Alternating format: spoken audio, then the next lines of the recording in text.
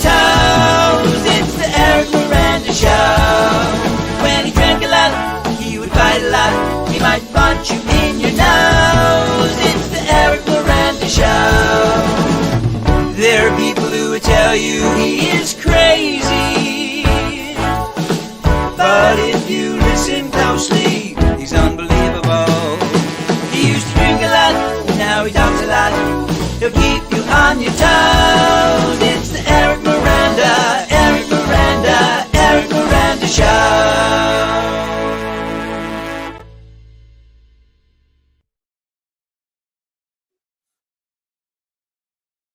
What is up? Hola.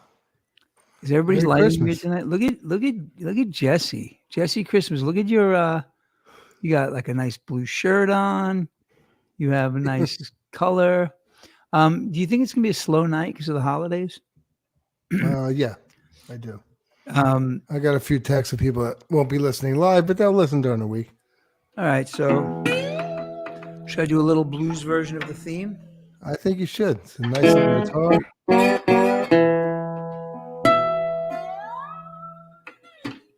You know, you can't see my guitar, man. I could be lip syncing for all you know right now. Well, no, we can see your lips. Well, I may be pink syncing.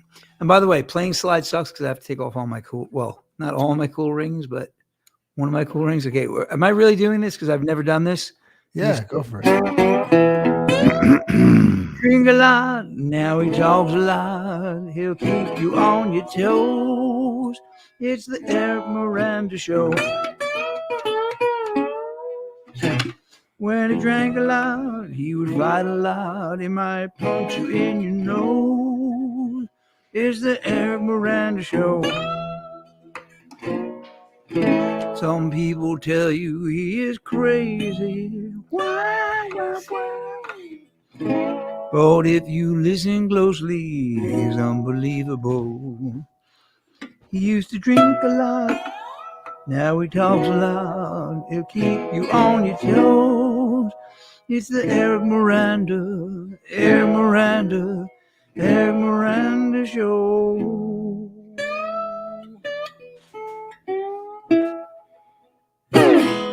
Yeah.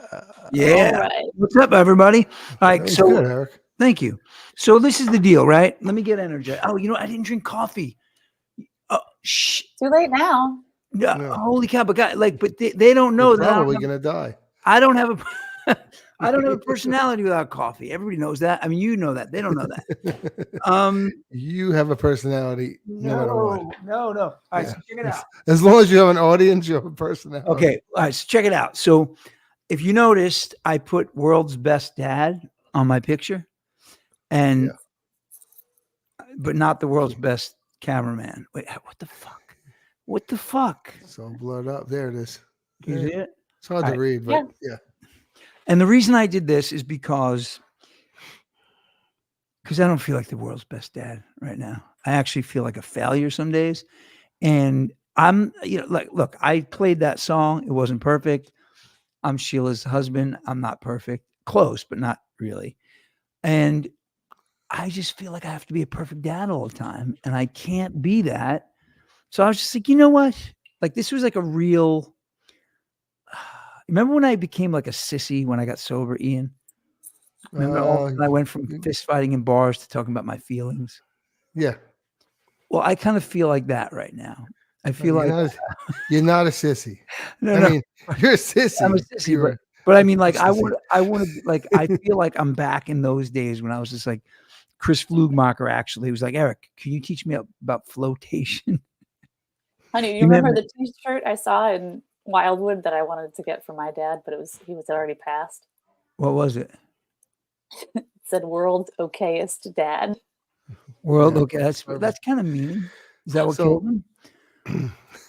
He was already gone. So I'm just saying, the world's best dad. You can claim that title. I think. Cool. So I'm sure most of you people saw my comment back to you was my son gave me world's greatest father. Father. Nice. I think that's a pretty good thing to be proud of. Yeah, I can, Hirschko, but Ian, do you remember Ms. Cohen, our art teacher? Oh my goodness. But the Yes. funny thing is, she didn't get older, and we did. So now we're her art teacher. How are you, Karen? How's your how's your how's your holiday? You know, Ms. Cohen and I had a conversation the other day. I sent her a text message. So I wrote a post in the Island Park, the Lincoln Orange Junior High School page, and Mr. Benelli was really, really helpful to me. Recently, or when No, you were he in high passed school? away. He passed away. No. When you wrote a post. Yeah. Hello. Yeah, I wrote. I made the. See, I guess you heard the art teacher joke. We all had a crush. By the way, this guy Derek and I, Sheila, we would go in. By the way, can you put her comment up? Just you may be able to see from her thumbnail. I mean, she's so beautiful, and we were so in love with her. My friend Derek and I used to go to school at she would get there early in her Corvette. And we would Nice. go there and hang out in the art room. And she thought we were interested in art. We were just in love with her. Like I'd call him up the night before, like, "Oh, we're gonna go see Ms. Cohen." He'd be like, "Yep," and we'd go. And in our wildest dreams, we were gonna someday and she still outclasses us and outmatches us. So. And here we are, 87 years later. Well, no, but anyway, so I sent her a text, and we've been friendly for years now. But she, I found, when I did The Artist's Way, I found you write letters to your champions, and Ms. Cohen was one of my champions, but in music specifically, that's what I was doing it on. And Joe Benelli, he first of all, he let Brett Rothfeld and I, who's no longer with us, we took horns, trombones, trumpets, and tubas out of the school. He let us sign them out. I was 27 years old. We were doing the demo for Surf or Die, Ian. Mm-hmm. And all the brass on that is Mr. Benelli loaned it to us. But I also wrote in this letter, I'm not going to mention the guys who were in dance band, but two guys who were a year older than us hated my guts. I think they still do, actually. I think they're like, there's two people who still hate me from when I was a kid. A combination of lovable and hateable. Yeah. Well, anyway, so what happened was Mr. Benelli, we did a version of Proud Mary, but instead of going, it was a dance band. So it was like, ba, ba, ba, like the Tina Turner version, not the CCR version. Oh, it was that. And I think it was just a Mr. Benelli rendition, but I was the only one at that age that knew how to go boom, right? So Mr. Benelli was like, wow. And I could see the smile on his face, but he had to give one of those guys because they were graduating. Mm-hmm. So he kind of, Cooper G, what's up? Cooper G, Sigum. Sigum? That would be my son. I know it is. What is Sigum? I have no idea. Cooper G, what's Sigum? But so let's my dad's an idiot. Is that what it means? Well, if you think that's the acronym for my dad's an idiot, you may be. But so Mr. Benelli really, he let me know in no uncertain terms, dude, that's yours next year. And then I got to play Southern Nights by Glenn Campbell, which wasn't bad. But he basically told me, like, this is really what you're good at. Do this. And I loved him so much. And his brother, I believe his brother played bass at some point for the Bee Gees, like in a bigger band they had, like a bigger live band. So he was, he wasn't just a music teacher. He was a guy who really understood it. And it was just really fun to share that with Karen because they don't maybe appreciate what they mean to us. They're like just other parents in a way. Like some of my, some of my teachers, just I'll never forget them. You remember Mr. Engel, Ian? Yeah. Mm-hmm. So Sheila, as you know from knowing my dad before he passed away, he was like a badass. And he hit me with an eraser one time. What was that? He hit me with an eraser. Oh, Mr. Threw it at me. So check this out. So what happened with me was I got into an argument. I was fighting with somebody, and Mr. Engel told me to knock it off in class. Now, Mr. Engel was a pretty big dude. He was stocky, short. He was just a slightly smaller. He was like if we put your dad in the dryer. Yeah, he was definitely like a smaller version of my dad. They both had a terrible comb over, And Same and, haircut. and by the way, and Mr. Engel used to play ice hockey like into his, into old age. But he was pretty much a badass, and he would ride his bicycle from Wantagh, near where Adam lived, to our town. It had to be like 15 miles. He'd do it like daily there, there and back. And I mouthed off to him, and he took my desk and he turned it upside down and he slammed it at my feet and basically got in my face. And I said, "I'm telling my dad." And he looked at me and said, "I dare you." And I was like, he outed me. He knew that I was going to be in more trouble if I told my dad. Mm-hmm. I just respected him for that, because he just, like, I couldn't get away with anything with him. And again, I don't know if these teachers know what they mean, It's pretty cool. So how about you, Ian? Who's your favorite teacher? Someone I might know. I don't know. I didn't pay any attention. I'll tell you a dad story. I don't remember the teacher's name. I was in high school and I got in trouble. I can't remember the teacher's name. It was a man. And he said he wanted to see my father. And my father come to school. And I don't think I did anything that bad in school. That's Hempstead, which was a bitch because it was a long drive. Shit, I wish I remember the teacher's name. And we walked out of class. And I'm expecting my father to beat me up, like just tell me I'm dead, I'm in trouble. And he goes, "How the F does a guy wear a purple jacket to school? He looks ridiculous." And that's all he ever said to me. I never got in trouble. Oh, that's amazing. I wish I remember the teacher's name. That's pretty good. I don't know who wore purple. Teachers say some really in high school. Teachers say some really messed up things too. Like my sister Elizabeth became religious, and years later, Mr. Ross, remember Mr. Ross, the English teacher? No. Oh yeah, you weren't in like dummy classes like me, right? No, I think he was a regular. So it was one step above. He asked me what my sister was up to, and I said, "Oh, she's, she like preaches the Bible." And he said, "What a waste." And I was like, "Dude, you can't say that to me, you moron." Wow. Yeah, that was pretty bold. Teachers used to be able to say stuff. Like I remember teachers being like liberal or conservative, like in the class. Outward. They have to really watch what they say. Yeah. Yeah. Well, so all right, that's a good point. Yeah. So I had dinner with Richard Botten, Mr. Botten, when I was almost 40, because I lived on 11th Street and Sari lived on 13th Street. And we had a nice conversation, but I reminded him that he bet me I was going to be in prison by the time I was 18. And I said, "I think you owe me like $10 or something." Yeah, but you were in jail by then. Yeah, but I wasn't in prison. Come on, man. Were there bars? By the way, have you ever been in jail, Ian? No. Joe Welsh. What's up, Joe? Very lucky. So jail blows. I mean, like, I've never been in prison, but the thing I can tell you about jail. Hey, Joe, have you ever been in jail? Oh, we're on a delay, right? Give him a second. The jail, I've been locked up for stupid shit. But I think I told you guys about the tsunami guy, right? Yeah. What's up, Ed Sayago? Ed, I was going to have Francis Dunnery on tonight. I couldn't get a hold of him. But, so jail, I mean, it's kind of weird because even just for 48 hours or whatever I've been locked up for, it's really humbling because some guy who, like may kick his dog for all you know. So I guess you don't know, but you know what I mean? Like just some guy is suddenly the fifth. So is that the same as pleading the fifth?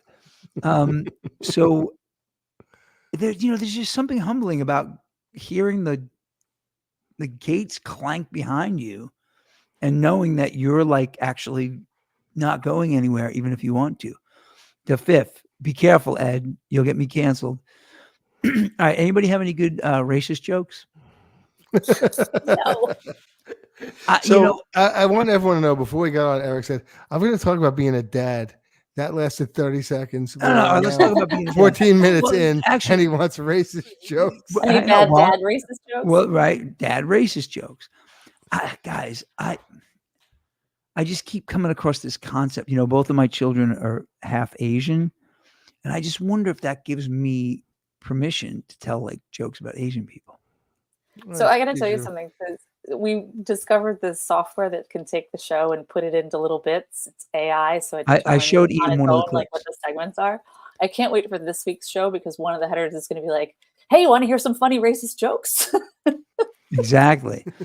Well, no, I just, I don't know, guys. All right, so let's talk about being a dad. So I feel like a failure some days because Nassau County in Feb suck. Okay, so you've been in Nassau County in February. Cool. Did you see Dom? Sounds like a day's 1 day sober. Do you wait? What? I don't even understand what Ed just said. But sounds like day I sober. so Joe Welsh, was Dominic Mendoza like the gatekeeper there? See, I was never in county. I was in county, but Manhattan County. Never got locked up in. Actually, I was in a holding cell once. Hey, Fred Vogt, am I allowed to say that you were in that same holding cell with me? All right, Fred's No. on here with it. But yeah, but the weird thing is, man, I got locked up for some really stupid shit. One time, I was supposed to have a tax ID sticker on one of my commercial trucks, and I spoke to a lawyer. Oh, is the clanking of a cell? Yes, got it. All right, Ed. Ed, have you ever been locked up? I know you're I know you're a big time lawyer, but are you allowed to say this? See, if he pleads the fifth, he can actually do it through his attorney. But I got locked up for not having a tax ID sticker. I had a lawyer. He said, I'll come to court. I can't come. So I went back without him. And the freaking judge threw me in jail over a tax sticker. You sure that's it? That's what happened. Oh, I've done much worse and gotten locked up for worse, but that's the only time I was locked up in Nassau County. I mean, I was in like holding cells while they were. Ed, you're lying. Come on. You played in a punk band, dude. How do you not get locked up? What kind of punk were you? Yeah. So I'm. Hold on, Ed's got a racist joke. Does he? Ed, you have a racist joke? Ed, well, he's from Ecuador. Actually, Ed and I bonded on a racist joke when we first met almost 30 years ago. He's Ecuadorian from Sunset Park, Brooklyn, and I'm Italian Catholic from Island Park. And I asked him a riddle, a racist riddle, and he answered me, and we laughed ourselves silly because we knew the answer.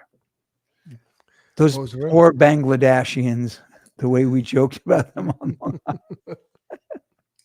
I don't know any Bangladesh jokes. I don't either. You're not allowed to. Was offered a job in Nassau County Jail teaching art. Maybe I would have seen. Eric would have stayed in jail.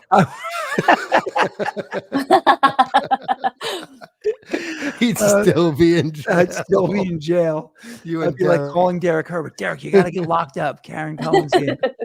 Oh man, that's so great. And then the funny thing is, we suspected one of our friends was dealing cocaine, and then I was with Dan Volkamer, and we were delivering voting machines to the Nassau County Jail, and we saw the guy who we suspected of dealing cocaine in an orange jumpsuit, and he literally, as I'm driving by in the truck, he was cleaning the grounds in the jumpsuit, and he said, "Hey, Eric." I was like, "What's up?" I didn't want to break his anonymity. All right. So speaking of anonymity, let's talk about, does anybody on here have an eating disorder? Come on. I need to talk to people about this because I'm struggling. I don't think I'm good enough to have an eating disorder. And I'll tell you why. When I go to the food programs, they tell me, oh, it's not about losing weight. It's about your health. It's about your spiritual condition. And I said to these people the other day, I said, listen, if I go to your program about food that's called Overeaters Anonymous and I get fat, I'm not staying. Is that mean for me to say? No, it just means you have a real issue. I'm vain. Yeah. I mean, I care about my health, but guys, I'm vain. I mean, look, I got a blue. You probably think the song's about you. I'm so vain. I bet I think the song's about me. Now, I decided the other day I'm never listening to that song again. Why? Why? Because I just don't like it. Well, if you let Brian, Jesse's brother, let me hear it on vinyl, and he's got this really nice system. and you can really hear Mick Jagger clearly on Yeah. his system. And That's why I said that. yeah, so it's pretty cool. But why don't you like that song? Because I don't like the bending over backwards to rhyme apricot and gavotte. well, first of all, It feels forced. And Forced? You're stupid. talking to a bunch of lousy songwriters. no. Speak for I yourself. don't like it. It's just like nobody talks like that. Okay. Well, Speak for myself. first of all, gavotte is a clumsy. Is that a dance? Is a gavotte like a dance? I'm looking up your I think it's like lyrics. a way of walking or something. Like it's I always thought it was a dance. again, like we don't even know what it like. Don't make me look stuff up when you're singing. An old formal dance in quadruple time. Like nobody says that word. That word. Well, If you look at like the Google thing, where it shows you like the usage of word, it would literally be like this, and then like the Carly Simon song, and then like this. Nobody's ever said that word before or after. Okay, but guys, As you watch yourself gavotte.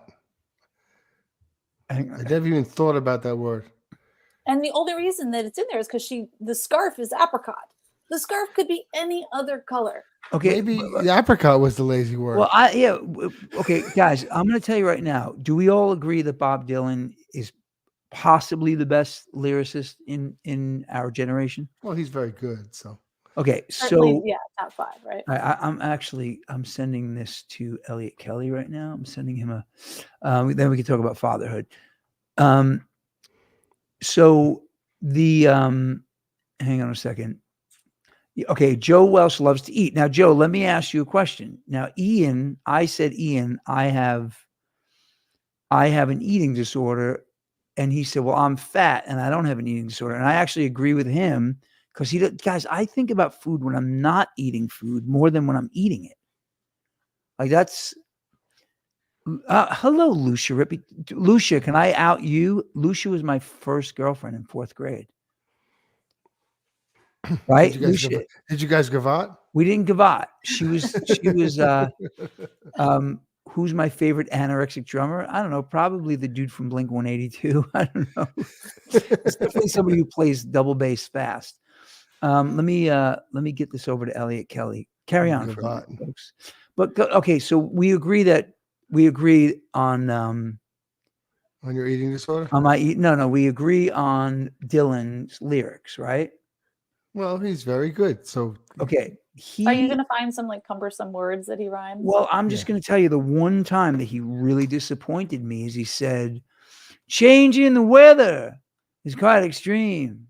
What's the sense of changing horses in midstream? I was like, really? Did Bob Dylan just say, what's the sense of changing horses in midstream? That's lame. That's just like totally lazy lame. Yeah, but he wrote 8,000 songs. Doesn't matter, dude. And integrity was all of it. The song that I can't get over, and I'm actually going to look it up so I don't mess up the lyrics because I'll do that just out of nerves. But in the past year, the Dylan line that I've known for years, but I'm obsessed with is Karen Carpenter was good, by the way. Karen Carpenter was amazing. Who said that? That's definitely the right answer for your favorite anorexic drummer. Oh, yeah. Come on. She's wait. My favorite anorexic singer, too. Okay. Hang on a second. Yeah, she was a monster drummer and she was a monster anorexic. But the truth is, Ed, she didn't play on the Carpenters' music. She played on the show and she was amazing. I'm not sure that I think Hal Blaine played almost everything. Blaine. She played on some of the early stuff and she is on some stuff, but most of it's Hal Blaine. She was amazing. It's surprising that she didn't play because she was clearly like a great drummer. Did I send that to Elliot? All right, if Elliot is Elliot has the thing, but Dylan really disappointed me. But the one that I really love, hang on, why are they giving me Wikipedia for this? I want the freaking lyrics. Come on. Yeah, don't share anything or we're gonna get canceled like we did last week. Hang on a second. The one lyric that I heard the other day that I absolutely loved. I was telling my mother that what is it called? I think it's called Stick Season, Noah Khan or something. is a newer guy, and the line is the song is about like a guy who stays in a small town, and I think the girl he loved like moved away and he loses her or whatever. But the line is, "I saw your mom and she forgot that I existed." Which I think Elliot's is in the house. amazing. Elliot's Hey, in the Elliot. house.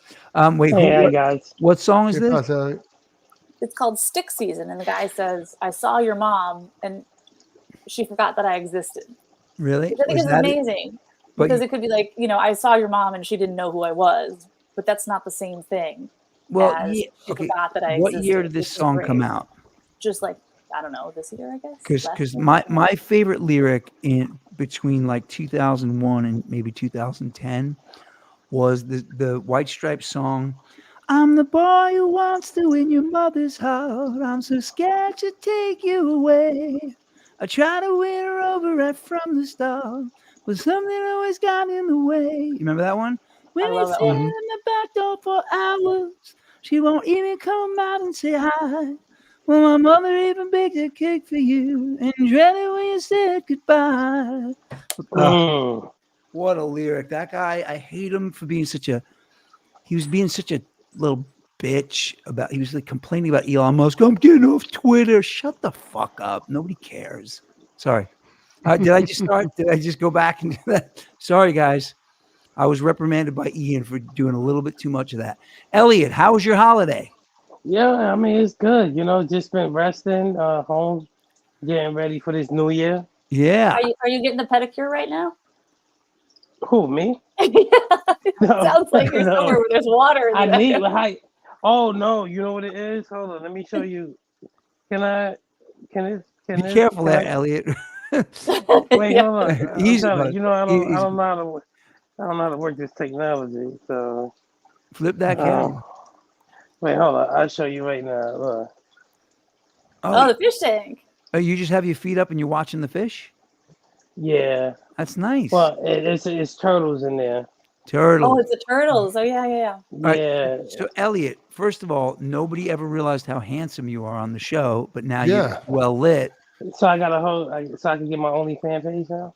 What was that? You can get your fans only page now? All right, so Elliot, so in the announcement for the show.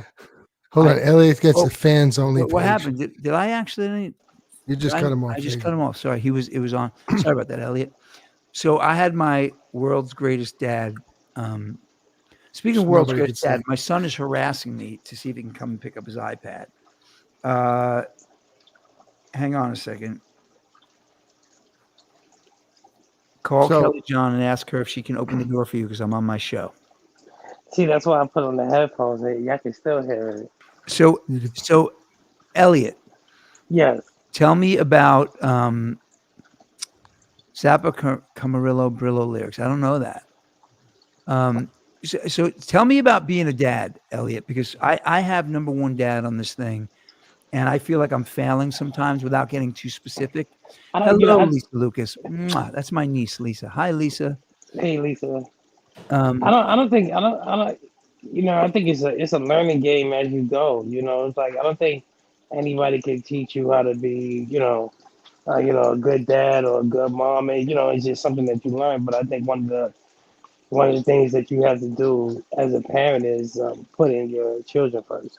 Yep. Make them a priority. I think a lot of people tend to think about themselves once they have children, and they don't know that, that obligation turns. It goes to your children. So, trust me, it's a learning process. Yeah. So now, Ian, I want to ask you. So I want to ask you both this. Now, Sheila, just so you guys know, this is about dads right now. Sheila is the greatest stepmom.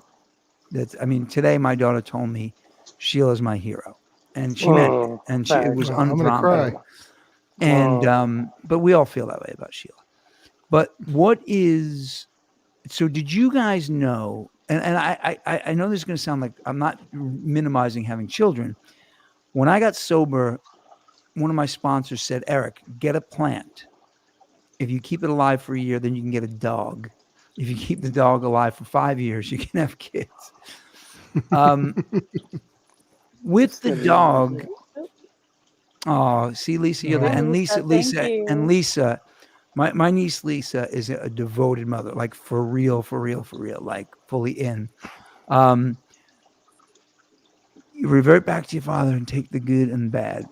You know, yes, but so this is the thing. My question to you guys is: did you know when before you became a dad? Did you know how strong the instinct would be to protect your No, children and put them first? No, right? no, because I never cared about anything my whole life. I don't mean that like just flippantly, like literally. I never actually cared about anything my whole life. Like like once you have a kid, like I didn't Yeah, realize I didn't care about anything. I thought I might have, but I really didn't until that moment. I don't uh, want to say that moment, but yeah, that moment. yeah. Now, Elliot, were you a self-centered prick like Ian and I? I don't know. Just when I was looking at the other comment, the person said to revert back to your father, and I was saying that I think that's also helps too that you had prior training because I think you learned from your parents.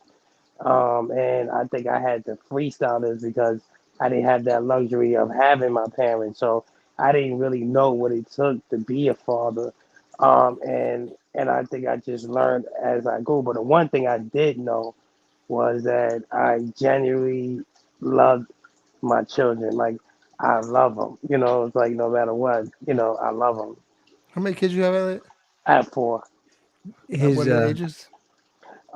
17, 14, 13, 11. Okay. by the way, his kids, I mean, I know them pretty well. They're friendly with my kids and we spend Mhm. time together. And your son, Elliot Jr., is just like the most transformative guy. Because, he was like always a nice kid, but all of a sudden he just like went focused. And I'll never forget when we did your housewarming party, he was standing by the door, holding the door for people. And I was like, what? And he was 16 at the time. I was like, what Uh, 16-year-old kid thinks like this? wow. Yeah, Mhm. we'd be like drinking wine in the basement saying, who are those fucking old people? You know what I mean? He's awesome. He's just such a good guy. And as a matter of That's fact, good to hear. Marcus, I don't know if Marcus got in touch with Amari today, but he wanted to play video games. Yeah, I just told them. I just told my Amari, and Elliot just got accepted to George Washington in Wow. Oh, D.C. that's amazing. Good for Yeah, him. Congratulations. yeah. Awesome. Thank you, Wow, that's thank so you. awesome. So Elliot, all right, so Ian and I had fathers in our home, and mothers. My dad was eccentric and crazy, but he really he always But did the he right was there. he was there and he always did the right thing ultimately. And Ian's dad was clever and funny and has the darkest sense of humor of anyone I've ever met. But, Wow. but he was there. What what is your That sounds like a good story. oh, by the way, Ed, I know a story about you from your childhood. Oh my God, that's amazing. So what was Yeah. we Hey, drank? hold on. I gotta agree with Joe. We all did drink at 14. Oh no, listen. We did actually 12, Yeah, but I mean, who's yeah, counting? probably. But no. Listen, one of the funniest things ever. My brother Richard ratted me out for drinking at the little beach one time, and he ratted me out. My dad came to the beach and said, "Get in my car." And I got in the car. He said, "Let me smell your breath." And I breathed on him, and his whiskey kicked the living shit out of my beer. He said, "I don't smell anything." They Um, overrided it. uh, Yeah. Thank you, Joe. And you too, man. Like, look, we really we have a lot of good people from our town and stuff. But Elliot, who's your role model? So like the other day I was just like in Florida freaking out over a lot of things going on. I was speaking with my sister Justine about the fact that my dad never turned his back on his kids. My mom never did. What so when I was thinking, what should I do for my daughter? I just heard my dad's voice say, whatever you can. And that's comes back to who, and I know your grandmother took care of you. Who was your role model as a dad? Do you have somebody who mentored you or who you looked up to, who you you Well, modeled did you from? know, have somebody when you first had kids? Yeah. Did you? no, it's funny. Certain men played a role in my life. My best friend father. Um, I think that's why I learned to just be playful. He was a correction officer, He just passed away 2 years ago. Navy veteran. Was your friend's name Matt? No, that was the one that I posted when you asked me about him Yeah, passing yeah, away. yeah, Yeah, yeah. so it's just like I think he was just a special guy. Like I looked up to him a lot. Like he came home, he worked hard, he worked 2 jobs, and then I'm like, this guy was a correction officer dealing or reconciling, dealing with inmates all day, and then he would come home and wrestle with his son friends and chase us around. And I'm like, yo, he was just a cool dad. He was strong. He knew how to build stuff. And I admired him. I looked up to him, and they had shown me a lot of love and welcomed me into their home. So he was definitely a role model when I was younger. And then when I started working in my early 20s, I met a couple of guys on my jobs that, it was questions I think that you would ask your parents when you first getting out there in the world, and I ain't have nobody to ask that to, that they would give me some of those answers. So I think those people at my job, like Joe, Harry, who stepped up and told me things that made me realize, like, wow, they were telling me stuff that I could see as an older adult, that's happening in life. And it's just I needed that type of mentorship and that guidance, because I really didn't have it. Right. That's interesting. Yeah, I never thought, first of all, when I got my dog Marie, I never thought that I would look forward to getting home and letting her out. And I'm not comparing my dog to my kids. You are. But no. So I have a friend, a guy who I know from one of the 12-step programs, and he got his girlfriend pregnant, and he's flipping out Mm. because he doesn't know yet that he's like, I'm used to floating around doing whatever I want. I'm like, it may change, man. I mean, I know one of my most self-centered friends ever, like a real vain performance artist friend of mine, great guy. He's the most devoted dad. He's one of the most devoted dads I know. He never imagined he would get there. So there is a magic in it. But what about those guys who just say, I can't take this, I'm not doing this? What's up with them? No respect. I mean, you should, especially if you have, a woman that's not giving you a hard time. I mean, the least you could do, even if you can't be there financially for your child, at least be there to support him, morally. It's like, I don't have respect for, like men who abandon their children. Yep. No excuse ever. Right. No, They're assholes and deadbeats. Yep. That's true, Lisa. absolutely. Well, right. And then what happens is, it's detrimental, especially to boys. I mean, it's detrimental to girls too, but boys, what I noticed, sperm donors. Yep. What I noticed about my son, the way he deals with Sheila and his mom, his biological mom, and the way he deals with me is totally different. Like with me, he kind of locks up and he tries to give me some kind of firm BS to get his way. With them, he's like, but Sheila, He does not do that to me. he does the cutie dance. No. He deals with me You got with to figure out what logic. works. He's smart enough to know that he's got to appeal to logic in my case. Right. Well, anyway, and then with me, it's just like, and it's not that the mothers are doing it wrong; they're doing it exactly how they're supposed to. It's just that they can't be the man and the woman, and it does harm people. And I'm not But rewind to your friend in AA for a minute. Right? The kid hasn't been born yet. And he's right. He has no idea Yes, he's going to be able to handle that. Wait, Right? sorry. Wait, I was just answering Lisa. Anyway, that's not a judgment on the mothers. Lisa's amazing. Sheila's amazing. Marcus's mom, she does very well. Yep. So, all right, what were you saying, Jesse? I'm sorry. I was saying you said you had a friend in AA whose girlfriend is pregnant, and he doesn't know if he's always floated around. He doesn't know if he can handle it. You don't know if you're that type of person. You don't know if you can handle it until it happens. And a lot of I've seen this a lot. A lot of people think that they're going to be great or just don't give a shit. But a lot of people think that they're going to be great at it, and then they're freaking horrible. Yeah. I'm sorry, maybe cut you off, Jess. It's funny how you said that, because I remember, everything was real. Like when you go through the whole pregnancy and, and you go to the appointments and then once the baby get here, and I never forgot, it was like, I remember taking that ride home and I was like, oh, I was like, yo, this is real. He here now. That's It's like, yo, exactly this how I is, felt I'm taking like, him yo, home. yo, I was like, yo, this is real. It's no more like in the stuff like he's out and he's crying. You got to figure out and the bother and the whole this and you got to get up at night. I'm like, oh, this is real. This is the real deal. And Yeah. but it was some joyous moments in that. Like when they open their eyes when you walk in the room and they smiling at you Oh, it's and they unbelievable. start But again, recognizing you. It's like those are you're a the guy things. that can handle it. You're a guy. There's a lot of other men that can't handle it. I Right? They didn't know. melt I down. didn't know if It's I a was. lot of it's a lot of pressure. And Yeah. so luckily the three of us have been able to, I hope do a good job.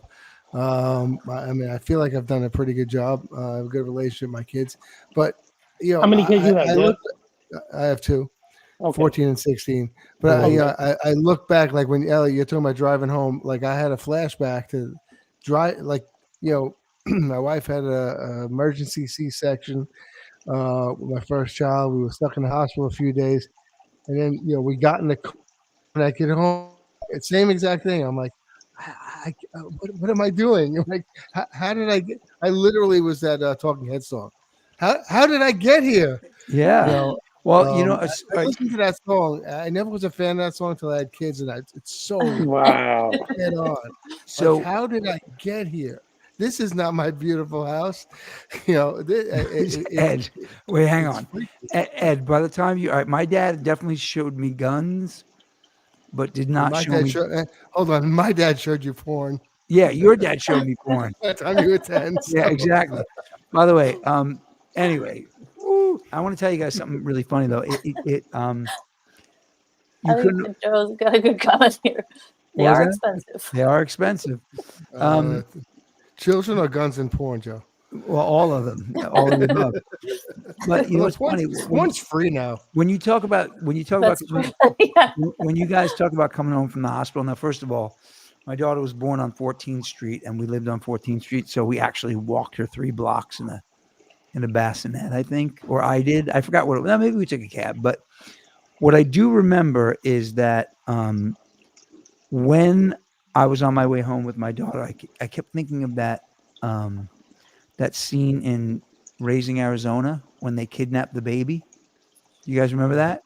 And Holly When Hunter, she's sitting in the front the seat of the car. Coen brothers are so amazing because what they did was, she said, "I love him so much." Now they just kidnapped this baby that wasn't theirs, and Nicolas Cage turns and says, "I know you do, sweetheart." And then she went, "I love him so much," and it was more dramatic. And they cut the same piece back in of him saying, "I know you do, sweetheart." Like it was the same piece of film, and they did it for effect. It was so great, and that's kind of how I felt when Kelly John was born. I love her so much. I don't know. Any other parents on here? Any dads who want to comment? What's your greatest accomplishment as a dad, Elliot? Making it to this point. I think, well, really, I'll be honest with you. My kids, they they're good kids. Great kid. They think positive. They That's not huge. influence. They not influencing. They actually listening to me. I did a lot of talking because my grandmother used to try to talk to me, and she used to say, "Go to one ear, come out the other," and I'm talking to them, and I think they're on the right path. Like I'm telling my son, like whatever you want to do in this life, you could be it. Just stay in the right and narrow path.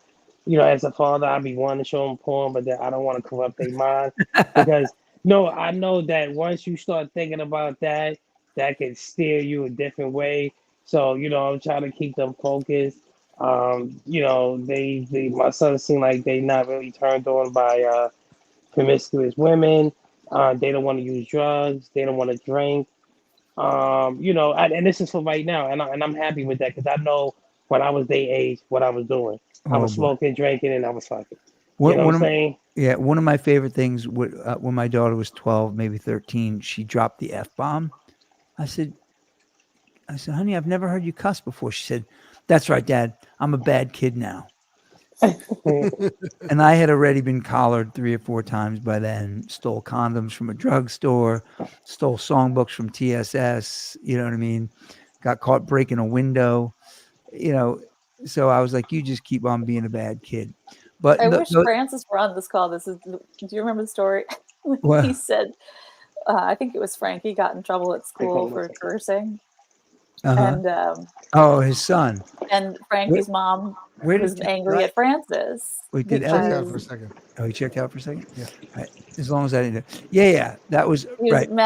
She was mad at Francis, and Francis was like, how do you know it was me that he learned the curse word for? No, because Frankie was in school saying he was fucking knackered. She called him up. She's like, Frankie got sent home from daycare today for cursing. He says, why are you blaming me? She told the teacher he was fucking knackered. So great. But your boys aren't dicks to grow. Well, that is a great accomplishment, Ed. Ed's, I haven't seen Ed's kids in years, but Ed's a good dude. He's a good dad. My greatest accomplishment, honestly, is, I have 2 children from 2 different mothers. And with Sheila's help, I've managed to keep them continually together, whether it's weekends, vacation, every other weekend, but in other words, they've never been separated. And and then my daughter's back here right now, so there's going to be a lot more time together, but they've never been absent from each other's life. And they know the emphasis for me is, even with their cousins, all of their cousins are older than them. My nephew Ben and my niece Kayla, I think, they're 28, Sheila?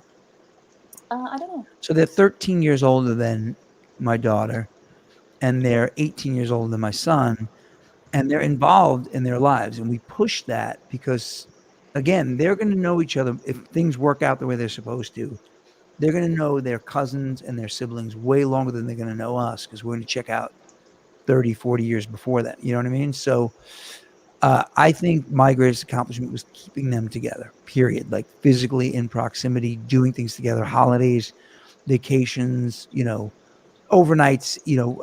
They were together a ton before she went to Florida. But even when we allowed Kelly John to leave with her mom, it was vacations every other weekend. Either she was flying here or we were going down there. And that's my greatest accomplishment. It's a good accomplishment. All right, you Geltner? My greatest accomplishment is keeping my head in the game.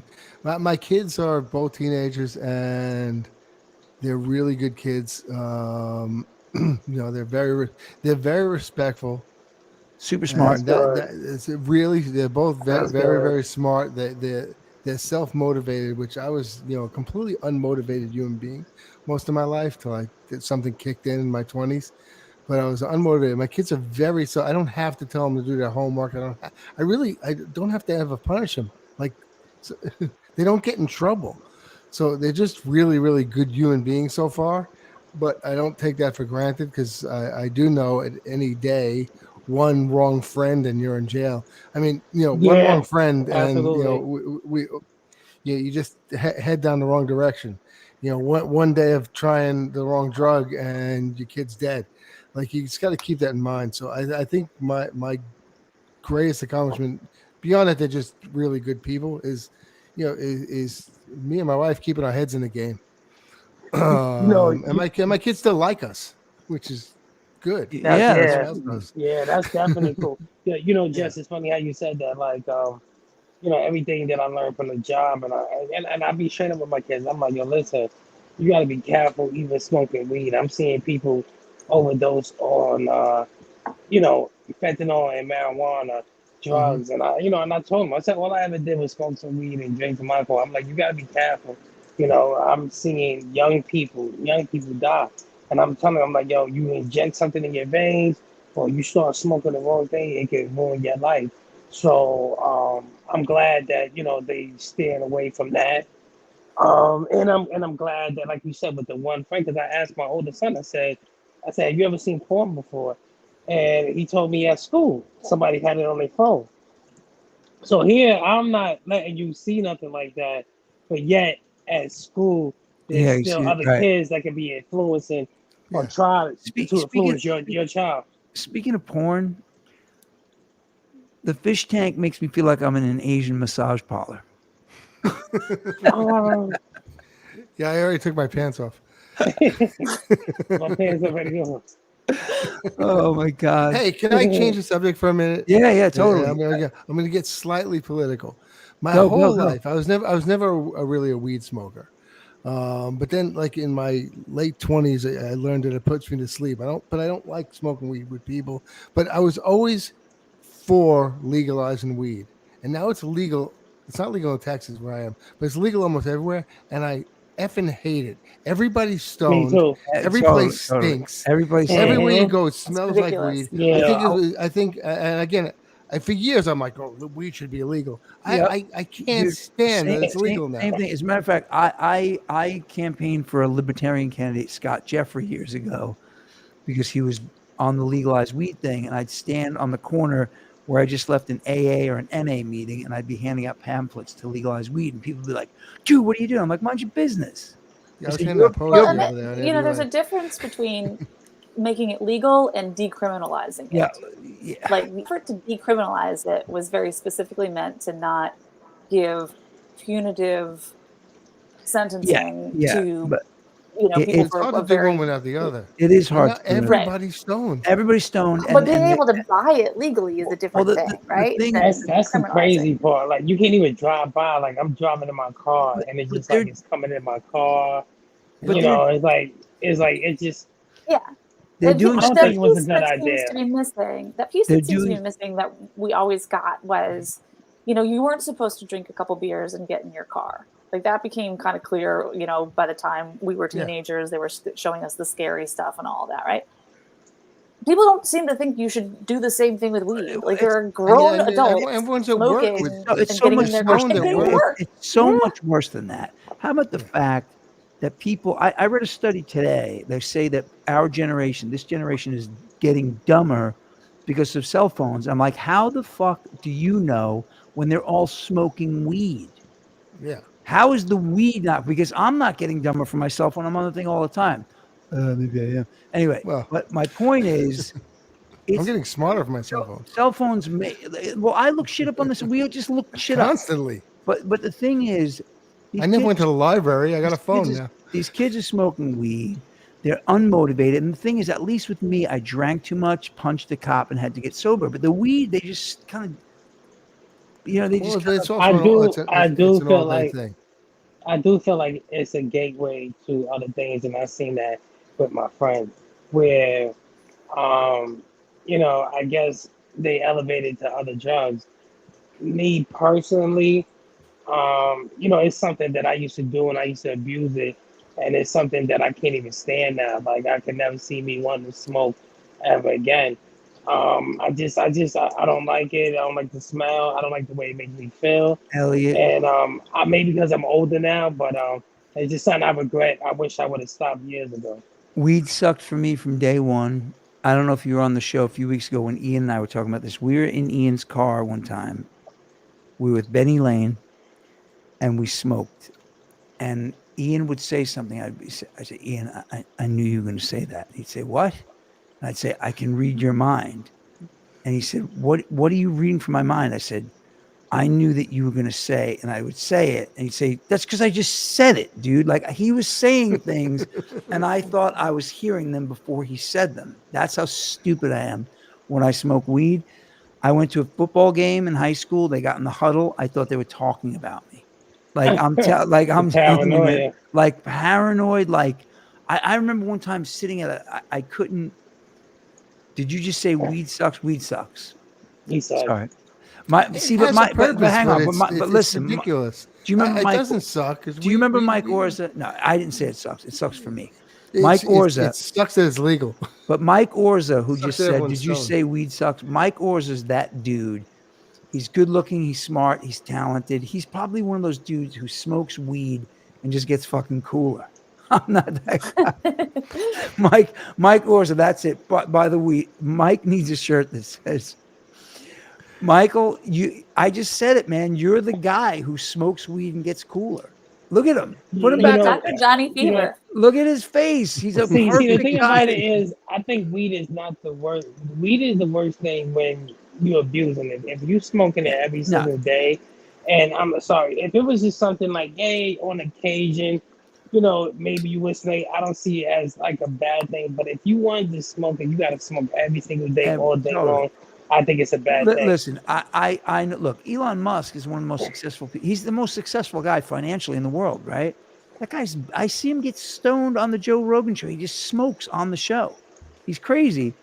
But the thing is, for me, I mean, Mike Orza, just in defense of me, I'm an alcoholic, dude. If I could smoke 1 joint a week, I'd smoke 10 joints a week because I'm I knew you were going to say that.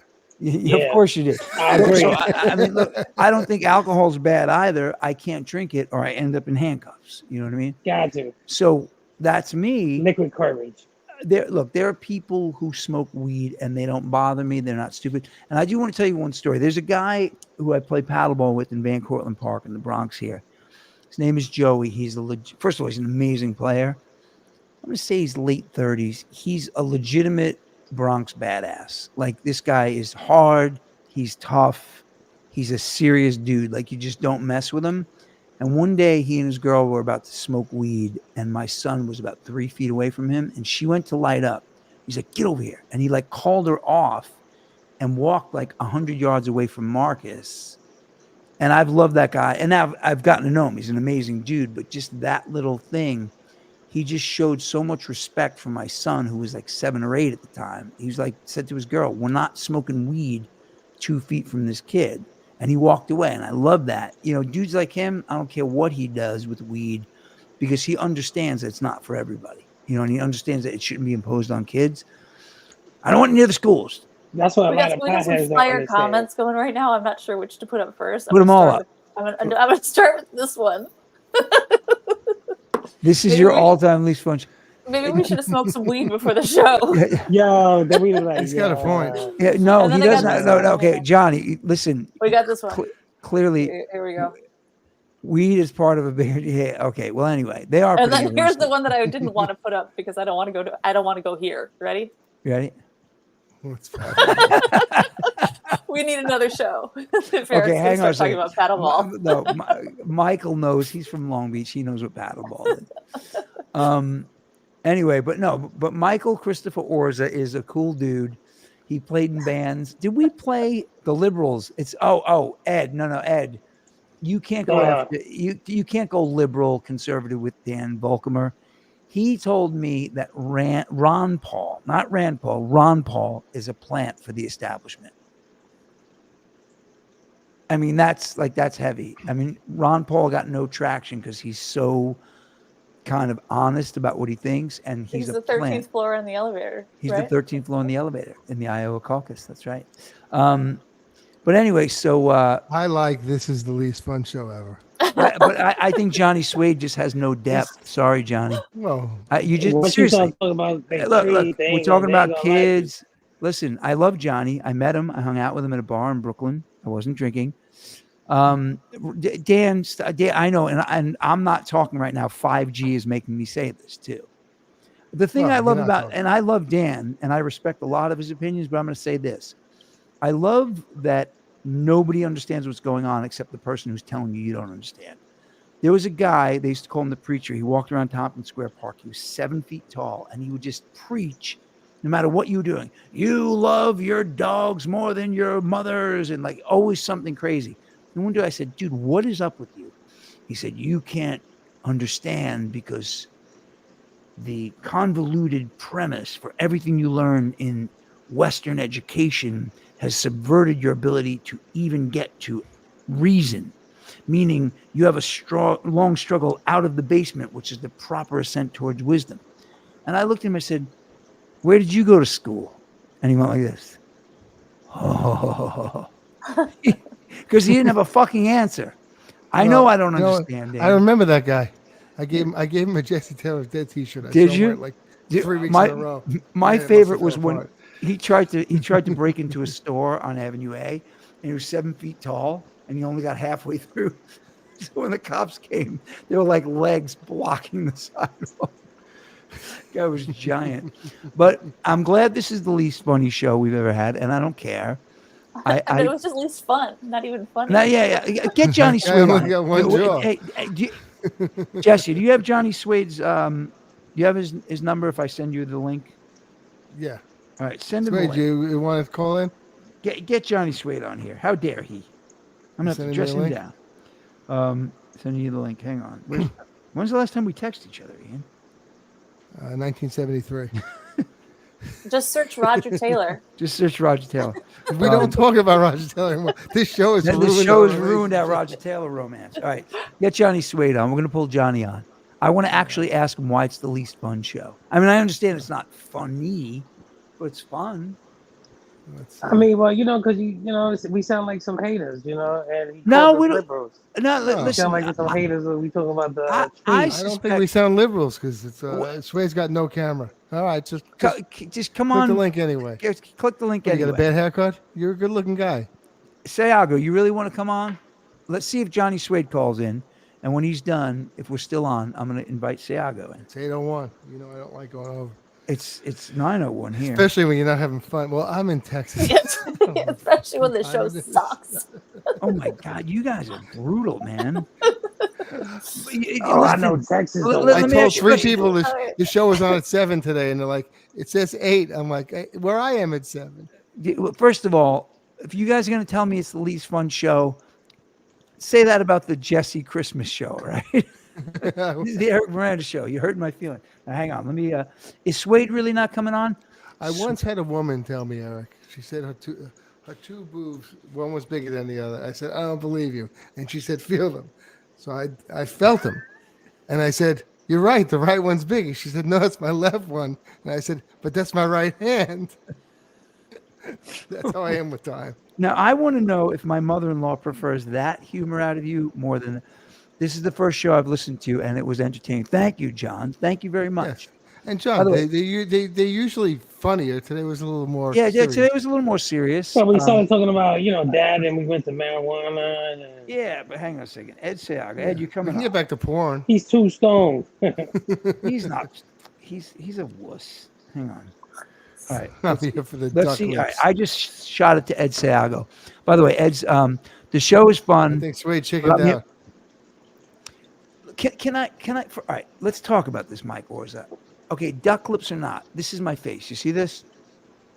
I have no Yeah, but- face. What am I going But to this do? is your face whenever you pose for a picture. Isn't Yeah, that a but Billy Idol song? Duck without a face. Duck without a face. By the way, I sang "You Are So Beautiful" to a cake on Christmas. Okay. You are It was a beautiful cake. so beautiful. Hey, you know who wrote that song? The guy from Chicago.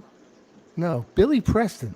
Did he? He I did? had no idea. Yeah, I thought he was going to Oh, sing. Billy some- I thought he Preston. was going to. Who's Billy you Preston? said who's Billy Preston? Okay, hang on, honey. You're a little. Okay, first of all right. Before we get Good into question. Before we get Thank into you, his- Chilla. before we get into his career, he's the only musician who ever performed with the Beatles, other than the guys in the Beatles. Let's start there. No, he's not because Live? Didn't Well- Chuck Berry? No. Live? Yeah, no. Eric Clapton performed with the Beatles, and a bunch of horn players performed with the Beatles. No. And he's he's the only person ever Live. credited No. performing with the Beatles. No. Live? Yes. Well, No. he played Who? live, yes. Who? What is the best Beatles song? I'm going to That's say hello, goodbye. I don't know why that just came to my. I like Oh, what's I'd probably say it's I'm Only Sleeping. yeah, I love it. As an actual song, it's Let It Be. So let it be. No. Paul McCartney sucks. He's not even in the fucking Beatles. No, it's Jesus Dear Christ. Prudence or it's And Paul McCartney is the only person ever credited with playing the Beatles who didn't belong in the Beatles. Ugh, He's so much better than everyone else. he's not even close. Ed, you coming on before we get off? He's too stoned. Ed hasn't gotten stoned in 35 years. No, like literally, there's people throwing rocks at him. Oh, he's Mary Magdalene. All right. Well, listen, I guess we're done. John, All right. John Moran, thank you for coming on. Wait a minute, who's Billy Preston? Billy Preston is he's Nothing a from singer. nothing leaves nothing. Nothing from nothing. He's also on. Nothing. He's on. He gets credited on Let It Be. He gets. I'm gonna sing a song, and he's got on no melody. He's I also on wanna a million sing Stones it to my records. friends. He's like the greatest, and he's got Elliot, is this best like fake doing it afro for you, ever. or is it We'll clearer go for you? It's round not in clearer for me. circles. We'll fly high like a bird up in the sky. I just want Right, to I talk got more than Marcus words. calling me. I think Marcus wants me to turn on All his 3D printer. All right, love you all. All right, man. Love you guys too, man. Thank Have you, a good Hey, folks. go night. everyone and be good dads. And if you're not a dad, Yeah. be a And good Johnny dad. Happy New Suede, Year, light And it up, everybody. happy Melvin. New Year, and happy New Year to y'all, 2024. Okay, thank you. See, he played on the roof. He's the only person who ever Okay. played live with the Beatles. In We know those that they have videos, horn the ones, players. yeah. Wow. Who played live with the Beatles other than Billy Preston? Somebody. Good night, Denise. Good Good night. night. Happy New See Year. you guys. Jesse, who Happy New played Year. live? Nobody played 2024. live. But Eric Clapton's on While My Guitar Gently Okay, Weeps. no, There's they a had lot of other people orchestras. There's playing. wait. Billy, Yes. a million All right, people I played on Billy I'm Billy Preston going. played live. I get it. Live. Billy Preston I played on love, the roof. love Billy Bye. Preston. And We he love wrote, You are so You beautiful. are Oh, so So beautiful. beautiful. All right, I'm out.